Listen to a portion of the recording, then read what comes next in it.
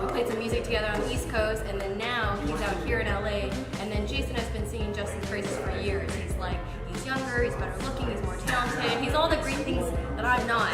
That's not true at all.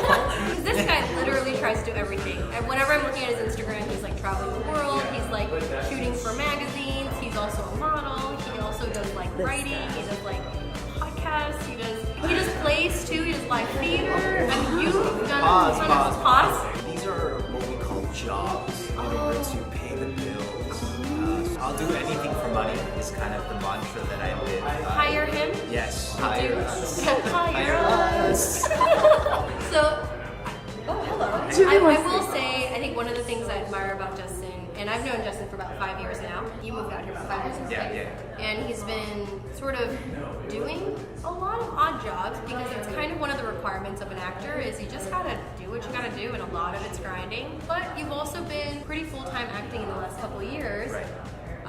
Has some really good opportunities. We both worked on a couple of TV shows, and you've done some other guest star spots, and so I think that's really good. But at the same time, you're still doing a billion other things. I think all sorts of creativity and creative outlets kind of channel into each other. So I don't consider the other things that I do as like things that detract from my acting career. I actually think that it helps supplement it. And I'm sure you feel the same way about your blog and YouTube and videos and things of that sort, right? Yeah, totally. I feel like we're not always working on projects that are our ideal acting-wise, just because a lot of times we're auditioning for other people's projects, or we're just trying to get a job, and we're just trying to work. So I think ultimately as an artist, you need things to sort of inspire you and motivate you and get you excited. And so, yeah, I think sometimes doing my own thing on YouTube, or even making music, or recording covers, or writing helps excite me. And taking pictures of Chewy, that's sort of like my part-time job is I take photos of Queen Chewy. She's like, yes, give me.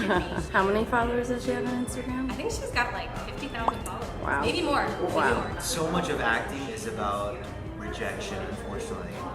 We don't book 99% of the jobs that we go out for. 99.9% of the jobs that go out for. I feel like you're lucky if you book 1% of the jobs. It's true. So in order to keep sane and to be happy, you gotta do other things and live life. And actually having a full life outside of acting makes you a better actor.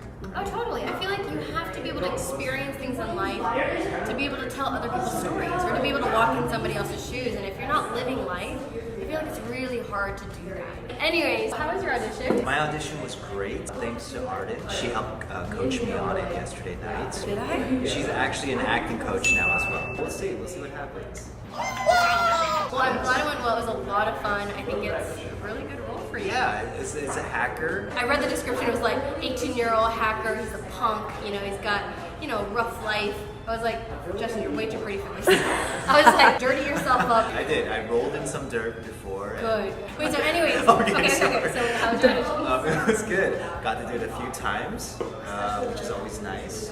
Wait, why is it good to do it a couple times? So usually for auditions, you kind of show up and you do whatever you've prepared. So like yesterday, I helped Justin work on the scenes, and we kind of figured out, okay, this is like a good, take, or you made some choices, and you have an idea of what you want to do, but sometimes when you go in for an audition, you might do it your way, and the casting director's like, I like you, but you're not quite doing what I want to see, so can you do it again like this? And they might give you an intention, or they might give you a different motivation. It's not that they didn't like anything you did, it's just that they want to see you can take adjustments, do it a different way, things of that sort. So. For sure, especially because what you're going in for is like a recurring guest star, meaning he'd be on 4 to 5 plus episodes, so they want to make sure that you can do sort of all different varieties of things. And so number one thing to keep in mind when going into auditions is having fun. Like going in there just being like, okay, this is my one chance to perform this role, or perform this character, or to be this person, so I'm gonna go in and have fun. I know for me, like what I was telling you yesterday too, is like auditioning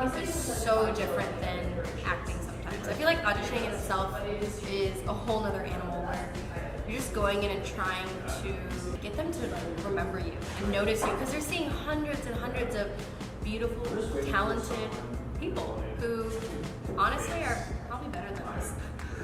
But yeah, it was funny because like last night when we were prepping, we were sort of just talking about how it's been, and there's so many different seasons in an actor's life. Like I moved to LA exactly 10 years ago, and you moved to LA 5 years ago. So I feel like you're at that like half point where I was at 5 years ago. I definitely see a lot of similarities in our career because I feel like you're like me, where you're willing to sort of do everything and all of these sort of different jobs. Anything for money. Let me just re-emphasize that one. He'll do anything for money. I will not. You can hire him. I thought I saw you on Craigslist. Yeah, That was that you. was me.